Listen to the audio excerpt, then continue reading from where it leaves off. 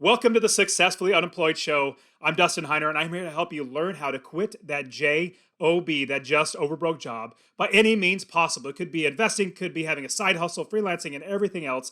And so today I'm bringing on an expert who's going to show us how they became successfully unemployed and also the steps on how you can do it as well. I have Derrick Michaud of Shelby Row Productions. So Derrick, thank you so much for being on the show. Oh, thanks for having me, Dustin. You nailed the name. You stuck the landing on the last name. I appreciate it. Fantastic. Hey, Derrick, so how do you make money without working that JOB to provide for yourself and your family? So my business is a podcast production agency called Shelby Row Productions. So I handle all the production needs for clients from all different industries on how to produce audio editing, the graphic design work, everything needed for podcast production. And it's a full agency where I have a team of people helping me in all the different areas that I need help in. And that's it. That's my job. I work from home, and it's a good thing, my friend. That's fantastic. And it's amazing being able to set your own schedule, not having to answer to somebody. I personally love having everything right on my shoulders because I get paid for the value that I bring to all my customers or basically whoever I'm serving, as opposed to my one boss, or if you had maybe a couple bosses, but it's so much better. Now, Derrick, before you did that, now having a production company where you're helping a lot of people in their podcasting, but before that, you were probably like, what were you doing? Were you working a corporate job? Were you trying to climb the ladder? And then transitioning to, how did you transition to what you're doing now? I lived a long life struggle of being a professional musician. So for the last 20 years, I've been a working musician. So some years were better than others. In doing that, you always need part-time jobs and side hustles. And even though the music world, in a way, you're your own entrepreneur because you're doing your own thing. But I was a bass player, so I had to be hired. I wasn't starting my own band. I'm not a singer. Hire me. I'm like a plumber. You need a bass player? Call me. So um, so over the years, man, I had so many different side hustles. I had work time in warehouses before. I've waited tables, drove for Uber and Lyft, hosted trivia nights, all these extra things, played locally, played in church, in the bands and stuff. The common thread through all of that is I really had no control over the fate of those things. I was at the mercy of someone else's decision making. Because I was looking for another hustle, I found Upwork, a website. I'm not sure if you're familiar with Upwork.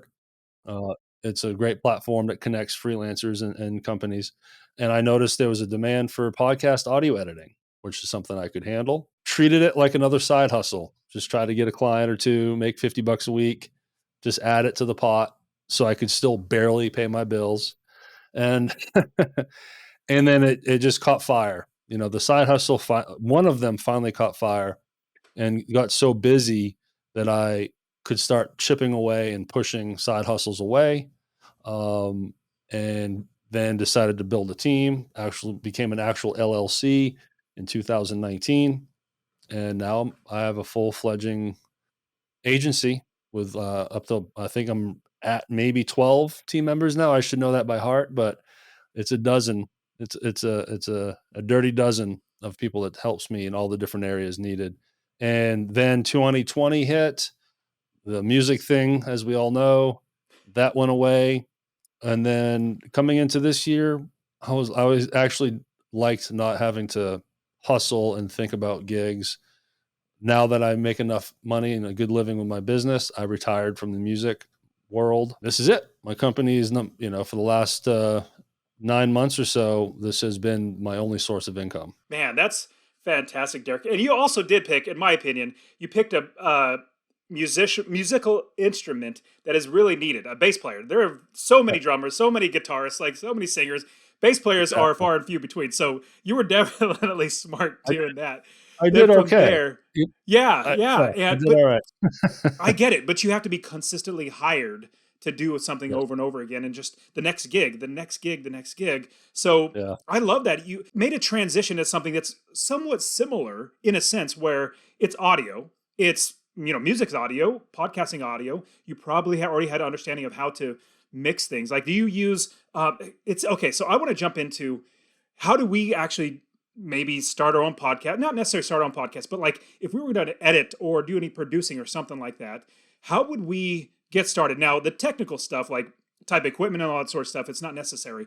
But it sounds like you jumped into with Upwork, finding customers first, proving that you actually can make money doing this, and then you transition, not transition, but so you kept growing the business to be bigger and bigger. Where now you have employees, you have plenty of shows and people that you're taking care of. If we wanted to, is that like the best route to take, or would you go with a different way? As far as wanting to someone to just want to start their own podcast, or are we talking to producers that want Let's to talk about help? producing. Like if we wanted to Yeah, edit, produce, like we don't want to be behind the microphone talking, but we yeah. love like anything technology where we're actually producing it together. My only talent was editing, so that was all I could offer at first. But often, especially business clients that have a budget, they want X, Y, and Z for their each episode, and I couldn't offer it because I couldn't do it. So my suggestion is hire people that can. That was when I finally started building that way. Learn as you go. I had to learn as I go. When I had the first client come to me and say, "Can you get my show on iTunes?" By this time, I had been doing a bunch of audio editing, and that was literally all I was doing for people. They took care of the rest. I had a client say, "Can you get my show on iTunes?" And I said the word yes, but I shook my head side to side. They didn't see me shake my head. You know, I said yes and figured it out. Don't be afraid of going on the Google machine and grabbing a YouTube video if you need to.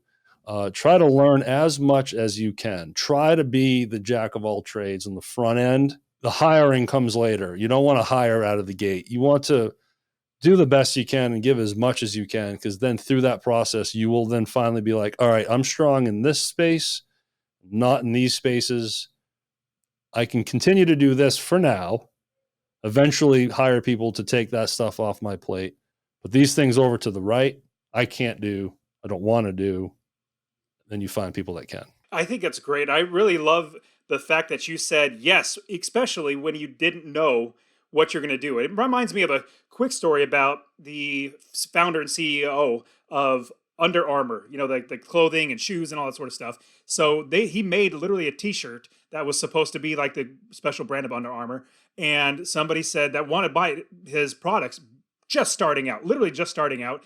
And they said, well, can you make this in a long sleeve too? In his mind, his wheels are turning like, uh-oh, how do we don't do that now? Like, how do we do it? But he said, yes, 100%. And he said, he didn't let on that they never did that. They didn't know how to do it.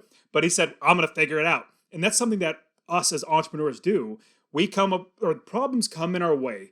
We need to be ones that create solutions or answers and not put our own roadblock. If you would have said no, then you probably would have lost some customers and potential income. But if you say yes and figure it out, I think personally, it'll work out in the end. Okay, so if we put into the idea of hiring, let's set that off the side for a second, because what if I wanted to start producing podcasts, editing, creating the little thumbnail that you need to have for the podcast show, and then putting it on iTunes? Is that something that's really, really complicated? Or is it just something that, like you said, go on Google and search for it? Is this something that you can actually do on your own? Well, you can Google and find anything now on YouTube. Um, so yeah, you can easily do it that way. But it is a little convoluted in the submission for syndication portion. When you have a piece of audio and you have the thumbnail, now it's time to publish it and get it on iTunes and Spotify. For someone that is not knowledgeable or just doesn't know how those things work, and myself included, I learned the hard way, as I just said. It's very confusing because each platform does its own thing. It's not one button that you push at the beginning. Once you get all those connections set, as you have a podcast, now you just upload into a host, hit submit, publish, and it's good. Then the cover art is absolutely necessary. But if you know your way around Canva, you can make something pretty simple and you're good to go. But I, for a brief time, that was one of those things that I tried. I was like, I can do a thumbnail and fake it till I make it. And then I got to a point where I'm like, no, I needed someone helping me with that. So, and then after that, it's just nuts and bolts. Record an episode, tack on an intro and outro. And then once you have that, your thumbnail and a host like Podbean or Libsyn, really you're good to go at that point. It's just those few pieces that you need to build. Now, if we're going to find our first client, let's say we've done all the research, we've edited our own audio. Like you personally, I edit my own audio. I just use Audacity. It's so simple. I've been doing it for literally like 5 or 6 years. It takes like, okay, so for a podcast episode, if I'm going to do a podcast episode, I would probably like the night before it's supposed to, like if it's supposed to load or, be released at Tuesday morning at like 6 o'clock in the morning, literally like 11 p.m. I'm like, oh man, I forgot. I got to put it in a podcast episode. I'll do it all myself and edit myself. And it'd take me about, I don't know, 45 minutes, an hour, but I'm pretty decent at it. I know Mhm. how to do my own podcast, but there's so many other things to learn. But let's just say somebody has figured out how to edit. They've figured out how to produce and they have their own podcast, but you know what? They really love doing the production as opposed to, doing the podcast themselves and being the host. What would you say would be like if we go to Upwork or Fiverr or we start putting our name out there as somebody who does that? Where do we find our first clients? And then should we do it for free? Just to get some clients, some people that say, hey, here's proof that I could actually do work. Should we start charging and how much should we charge? What are your thoughts about all that process? Great question. I can talk for hours on this stuff. Um, do not do it for free. I'll start there. But you need to know your place too. So you want to start your rates lower. Um, and with Upwork, when I found Upwork and I set up my profile, I had never done it before. I had no real audio examples. I had some other things that I'd done for other random things that had nothing to do with podcasting, but it was something I edited in the audio form. It was something to show. And then set yourself a good profile, whether it's Fiverr, Upwork. I would I would say go to Upwork. Anyone listening here that has not heard of Upwork and you do want to get into the podcasting world, go to upwork.com and search podcast. And there's so much opportunity out there. The way Upwork works is there's two directions it can go in. You set up a profile and someone searches podcast producers and you come up in the search engine. They like you, they like your price, they invite you for a interview. Or you, the freelancer, can go on the job board, scroll through the jobs, you find something that you're interested in, you submit yourself to them with a cover letter in hopes that they connect with you, and then you get an interview. When I started, I was charging like $18 an hour, and it And was you would hold on, pause that. So you would specify if it takes an hour, I charge $18. Is that how it worked out? well, you need to set an hourly rate on Upwork anyway. Oh, Have got it. you have to Not like have per a number job, in there. like $300 per job. It's literally an hourly rate. Okay, got it. But that's all negotiable. Once you hook up with someone in Upwork, you can negotiate, you can switch it up, or they can say, well, this is a milestone project, meaning it's $100 for this period. If it takes you 2 hours or 4 hours to do, then divide that up and that's your hourly rate for that project. And I made that number up. I'm going to be honest with you. I just made it up. Okay, I'd like to make $18 an hour. Sure. And I certainly wasn't going to get any invitations because I had no profile. The way Upwork works is the more money you earn through the system, the more clients that you've worked with, the more hours that you've logged in there, you start building badges, top rated. So you strengthen your searchability. But when you start, you have none of that. So I just pounded the pavement and just every job I found, and it didn't matter what it was or how small the job was, all day, any free minute I had, I'd throw out 30 to 40 proposals a week. Just push, push, push, push. That's how you got to do it. And then you get one client. It's like, oh, all right. Hands-on experience, hands-on demo, actual demo, so you can prove your work. That's great. And I liked how you were definitely hustling. You knew that you needed to work hard to get it. I mean, if somebody, because I think Upwork's great for lots of other things. Like basically, it's a great site for any freelancer, anybody who wants to say, hey, I can help, I could do this and get paid for it. Definitely check that out. And in doing that, though, not being known, not having any, I guess, portfolio of anything that you've done in the past, you really got to push and hopefully you're going to find somebody that's actually going to do it. So I love that you work through that. Now, once you got that first client and you knew your baseline, like I need to make $18 an hour, somebody could be 24, somebody could be 15, whatever it might be, you make that baseline in the amount of money that you want to make per hour, it sounds like. And then from there, you start working with that one client. Is it what's the next step after that? Let's say our client's happy. What's the next step after we're starting to make money to then maybe get more clients? Like, is that the next step, or is it to hire people? Oh, the hiring's way down the road. Right now, if you're still in this beginning mode and you get that one client, the hustle remains the same. The hustle does not slow down in any way, shape, or form. In fact, now you have more ammo. Now you have a client and it's in there in the profile. Oh, Derrick is working with someone. He's been with this person for 4 months. He's earned X amount of dollars. Okay. Well, this is Oh, now, I somebody look can more see all that. enticing. Yes. Oh, I Yeah. guess I've never used Upwork to know that. So people can Yeah. see what you've actually done in the past, how much you're Yes. paid, and all that sort of. And you're continuing working for them. That helps. Yep. And then when you finish a job with a client, they can leave you a rating and a review. So, I've been very fortunate. I still have a 5-star rating with like 50 reviews.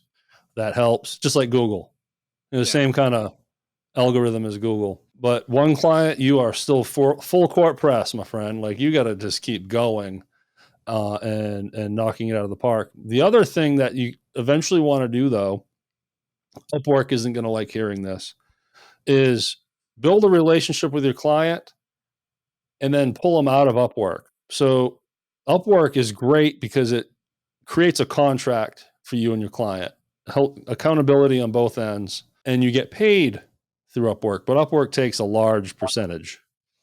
So eventually learn your client, build a relationship, and just say, hey, do you mind if we kind of go direct now? And every time they're like, sure, yeah.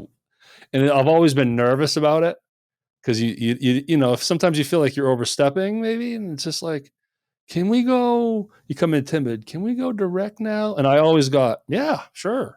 I don't know why we've been going through Upwork anyway. So once you do that, now you've automatically got a 20% raise. Absolutely. And me, as because I've used Fiverr plenty, haven't used Upwork, but Fiverr takes a lot of money out of me, and I know out of the people that are working for me. It's like that's a lot of money, and so I've actually reached out to some of the people that I work with and say, "Hey, we've been working together for literally like 3 months. How about I just start, working with you instead of going through here?" And I know Fiverr, Upwork's probably the same, where they want to make their money. But it's like, hey, I connected through you. You've made plenty of money. It's okay. I'm going to go ahead and work with the one on one. But at the same time, some of the people that are on there who are virtual assistants or whatever, they don't want to get flagged by Fiverr because that's more income that could be taken away. So I could see how you're saying, hey, this could be a little tentative or tenuous because you don't want to hurt anybody. Yeah, and you want to be careful with what you're texting in the message threads. Yeah. Keywords will trigger you, red flags. I will say this, on back to Upwork. It's important to have activity in Upwork too. So if you only have one client, do not pull that client out. Leave that person in there and continue to work through Upwork because it will continue to help you in searchability. Get a few clients in Upwork and then take that first one or the one that you really have a good relationship with, then pull them out.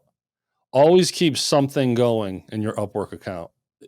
Always at least one, just to keep that activity going. That would be So my suggestion. that's a great idea because that's basically marketing for you too. On top of that, like people can see, oh, he's still doing work with this one company, and so they're still employed. Now, outside of Upwork, is there any other way to outside of like Fiverr and Upwork, any other thing? Is there anything else we could do to possibly get more clients or to make sure that we're having customers coming in the door as opposed to always going out? I've been a full on LLC for 2 years, and I'm just now trying to figure that out. So, it took a while to build to the point where I can afford Jocelyn, the lady you met with that got me booked with you or hooked me up with you. She does that for me. So I feel like guesting on other people's podcasts is a great way to network and throw yourself out there. I finally have a sales manager, and been spending the last month putting together a real CRM. Okay. But I needed money to be able to do that. I've really cranked up my social media presence. I started my own podcast. This is the company podcast, so I have to pay my editors out of the business pocket. So that's where when you grow, now you have to really start hiring people that you're paying directly rather than hiring contractors that's doing editing for you, but they're editing really for a client. They're just getting paid from me. Like it's filtering through me and I give them a percentage and I keep a percentage. But when you get to a point where you're starting to work into those next level things to try to get, like you said, clients more organically from the marketplace rather than having to be pigeonholed to a thing like Upwork, which I was. Now, I'm a commercial for Upwork. I built a six-figure grossing company because of Upwork. Just kept pounding that pavement and just got more and more clients. And then some of those clients would refer me to someone else. So that was like 1 degree removed from Kevin Bacon type of thing, like, so it was awesome. But the marketplace in the Upwork world is dipping. People are wanting to get more for less. My hourly rate is not $18 an hour anymore, obviously. So I've kind of priced myself out of that world, and I knew I was heading in that direction. So the goal of trying to break away from Upwork started several months ago. It's just a process I wanted to do it right, build infrastructure to actually really market correctly and do real sales outreach well, and start my own podcast and then try to guest. I think guesting is a great way to promote any business, especially in the podcast world. Then who knows, I might have you on my show. And then next thing you know, you're cross promoting and 2 different social worlds are blending together, and it's just good for everybody. Yeah, I've been on at least 40 or 50 other shows just as an interviewee, people having me on the show just to share what I know. And every single time I go on somebody else's show, I get many more listeners because they find me. Yeah, and it's just another way for me to be found as well as me to help them. So when other people come on my show, so it's fantastic a way to get your name out there, your company out there, or anything like that. It's marketing is really what it comes down to, and you're also serving other people. And like you said, I had Jocelyn on my show as well, and so she said, "Hey, you should meet Derrick. I think Derrick would be a fantastic fit." And I said, "Hey, that's great. If you recommend it, let's go ahead and have him on." So that worked out really well. And then on top of that, you get many more customers and many more clients because your name is getting out there even further. I love just putting out content that is evergreen, that could just continually be downloaded forever and being able to move on from there to actually getting customers. Now I like that you're going that direction, but let's talk a little bit about hiring somebody. Now, somebody could be fantastic at editing podcasts, but they're horrible at graphic design, creating an artwork that looks really good, because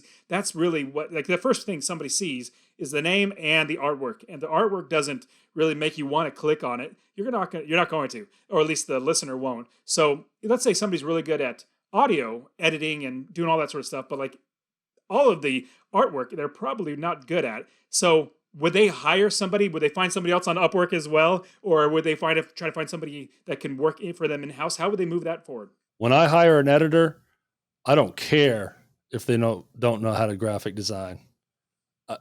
I want an audio editor, and there's plenty out there. That's what they specialize in. That's what I want. All their effort has been put into that. That's their passion. That's what they love. They're going to give me exactly what I need, and that's better editing than I can do. Because they are a professional audio editor. I hired a graphic designer that is in that world and in that space. That's what he specializes in. So when someone hires me to do a cover art or thumbnail, it's done by a professional, not someone faking it like myself. Now, what happens though is when you start hiring young, brilliant entrepreneur freelancers, they know more than one thing. So like my graphic designer turns out great audio editor, great video editor. So I throw a lot of work at his way. He does a lot of different things for me because he can well. When you hire someone that's really good at 2 or 3 things, that gives you a lot of flexibility. That person can do a lot more for you that would normally take 3 people. But if I put a job up on Upwork looking for video editor, that's what I'm looking for. If you can't do anything else, that does not hurt your chances of being hired, because I'm looking for a video editor. And that would might be my suggestion is whatever place you're trying to fill it with that specialist that's all they know. That's okay, and sometimes better, because all their efforts have been put into that. It's not watered down because they've tried to master 5 things. They've spent 10 years mastering one, and that's the guy you want. So it sounds like, and I want to jump quickly to, if we're going to be using Upwork and doing the work ourselves before we hire anybody, like we're literally getting customers through Upwork, hopefully getting some referrals and stuff like that, but we're doing literally 100% of the work ourselves. When is it time to actually find somebody else? Because there's only a limited amount of time in the day, only so much time that you can devote to actually editing or this, that, or the other. When do you know that it's time to actually hire the next person that can take over a little bit of things that you are doing yourself, so it frees you up to do other things that actually build the business? You ask great questions. Thanks. So, because it's a very legitimate question. When do I make that shift? And I can only speak from my experience and how I felt when I needed to and why I made that decision. So when you're a solopreneur, you do it all, like you said. Well, there's only so many hours in a week. I found myself editing a lot, which was not my passion, by the way. I just did it because I could, and there was demand for it. So I just realized, I'm going to eventually not like doing this anymore, but also there's a glass ceiling I'm approaching. Like, I want to make money. If you want to be your own boss and actually kind of run like a company, even though at that point I was not a company yet, but I started thinking like one. We want to make money. We want to have freedom, but also financial health. So I saw that, man, I'm going to hit a ceiling. I'm only going to earn so much money. I can only give myself so many raises. I can't just one day be like, you know what, I'm $200 an hour now because I want to buy a house. No one's going to hire you. Like, it's too expensive. You're too much, especially for what they're getting.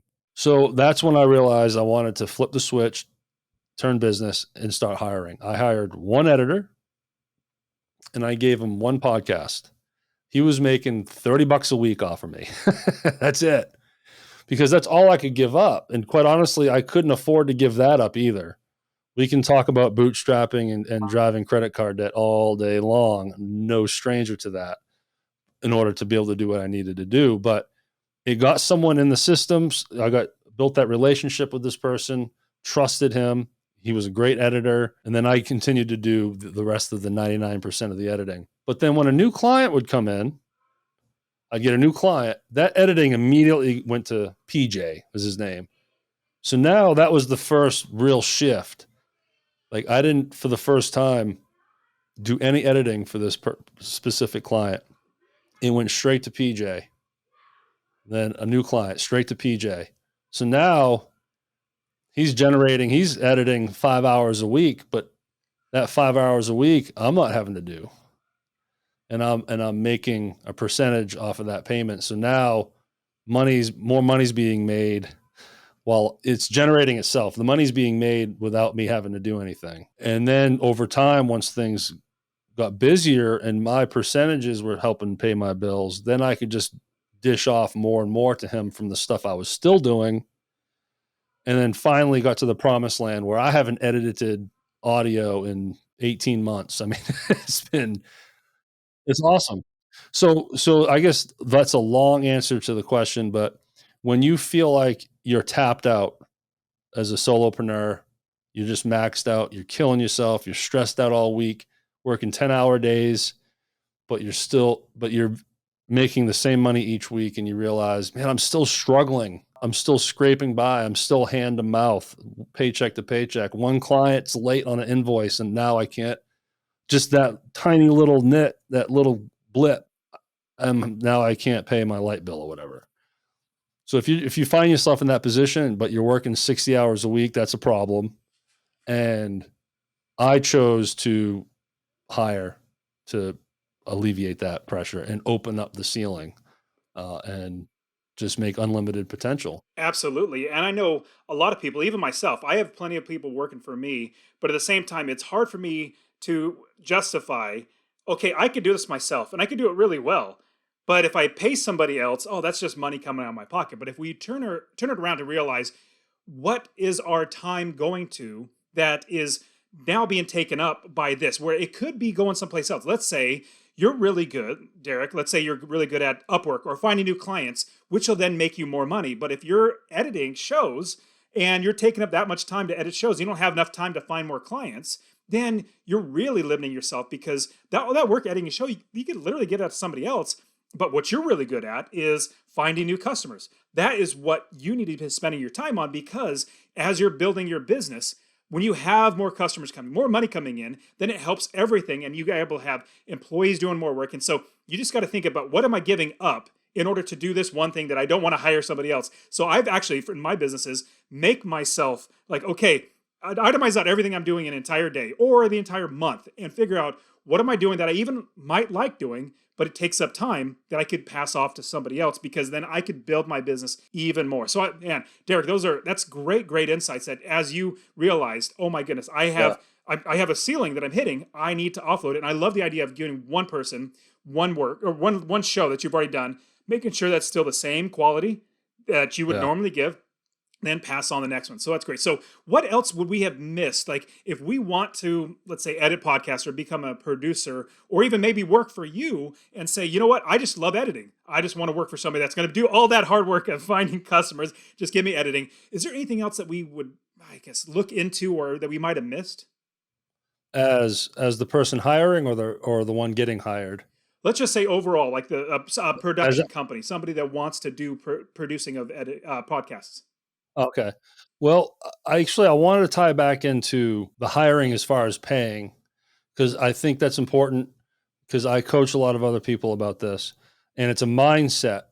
Earlier, just a few minutes ago, you said sometimes it's hard for you to justify like giving up money, like you're giving up that percentage, but it's the time that you're buying.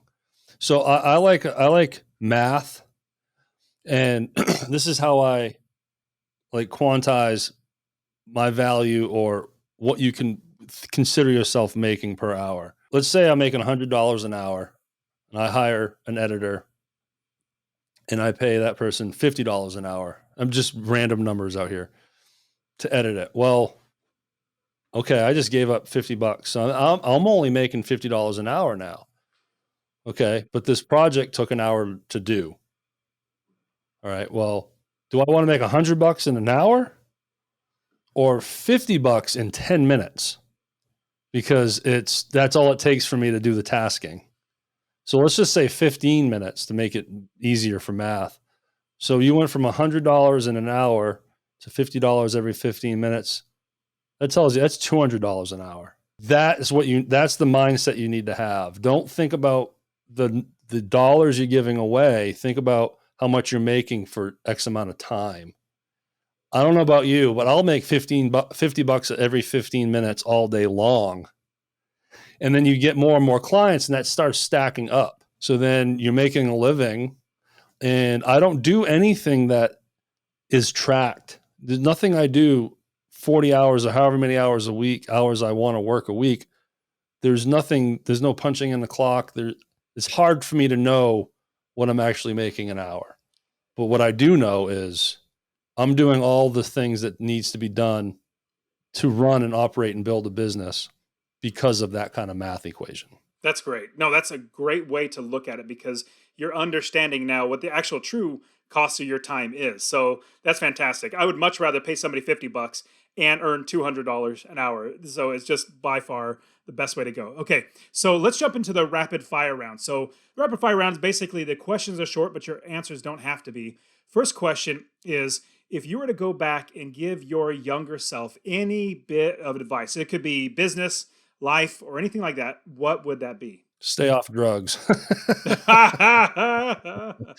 No, but it's such a hard one to think about because you know the answer. All the mistakes made me who I am now. I wish I could tell myself, dude, relax, and don't stress out so damn much because things will work out. And that's my failing. I'm anxious and pulling my hair out, as most entrepreneurs are. I think by nature, because we're self-motivated and we're go-getters and we're hustlers. At least for me, I'm driven by fear. That fuels me because I'm afraid to lose. Don't be so hard on yourself, Derrick. I would go back in time and say that. Don't be so That's damn awesome. hard on yourself. Yeah. That's good. All right. So next question is, what is one nonfiction book that you would basically recommend for us? It could be business or life or anything like that. Specifically for business, um, Mike Michalowicz, I believe his name is. He's written a book called Pumpkin Plan and another book called Profit First, and great books for entrepreneurs. The Pumpkin Plan, real quick, is what that is. It's an analogy on how to really fine tune your client base to the exact client that you want.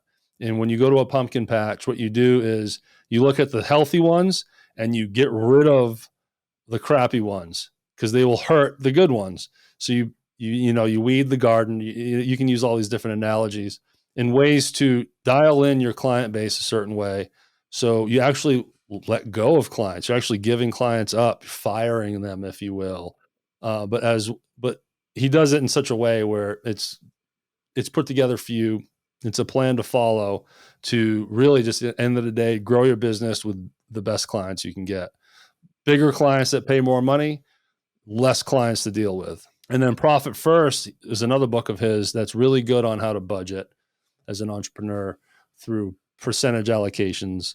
You know, 50% of my revenue goes here, 10% goes there, and just a way to be able so you can afford a sales manager. I can afford to pay Jocelyn to outreach for me to get on podcasts, so on and so forth. So Mike Michalowicz, Profit First, Pumpkin Plan. I've Yeah. definitely heard of Profit First, know a lot about it. Never heard of Pumpkin Plant, so that's a great one. I'm definitely going to have to look into that. All right. Awesome. So He's a great writer too, so it's just a fun read. He's a good read. yeah, yeah, I definitely know like the Profit First is very well written. I've checked it out. I haven't actually read through the entire thing, but Mhm. yeah, I know he's really good. Okay, so last question is, what is one tool that you use in an everyday life? It could be an app, it could be a piece of paper and pencil, but that helps your day go by better and faster and more efficient. Is there anything that you like that you actually use that we can use ourselves? My phone. Everybody has one of those, but what more Everyone has specific with the phones. phone? I guess my answer to that is not something that's like a handheld device or notebook, whatever. It's Trello. It's Trello and my Google Calendar. Can't live without those two things. Now, I can access them through my phone, which is convenient. So that's why I'm half kidding when I say my phone. But yeah, that's because I'm so busy. I'm a single full-time dad.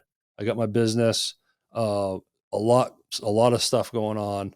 So my calendar and my Trello combined is my Houston. It's my Grand Central. Business life, appointments, orthodontist appointment, interview, guest on podcast, whatever.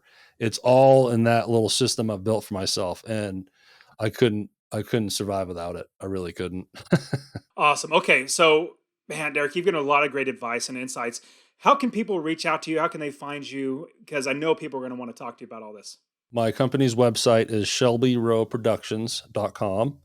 There you can find my LinkedIn and Instagram pages. We have a Facebook group as well called Podcasting for Creators and Producers.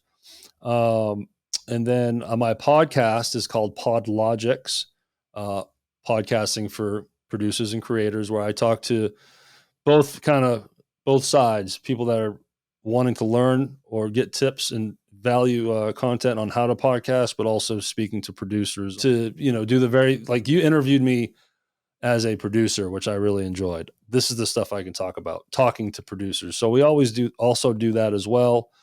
You can go to our YouTube channel, Shelby Rowe, which is the video version of our podcast. Plus, we have unique content on YouTube only, exclusive stuff.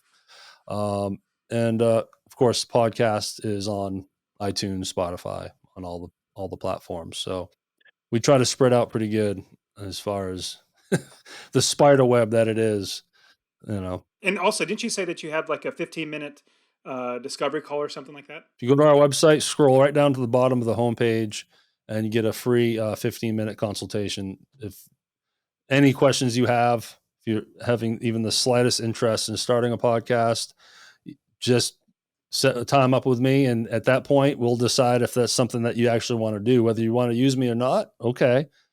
But I can help you decide if that's something that you want to do. And then if you want to go to the next step, we can. And Derrick, thank you so much. You've given us lots and lots of great wisdom and advice. So I really, really appreciate you coming on the show. Thank you, Dustin. Good to be here. Thank you.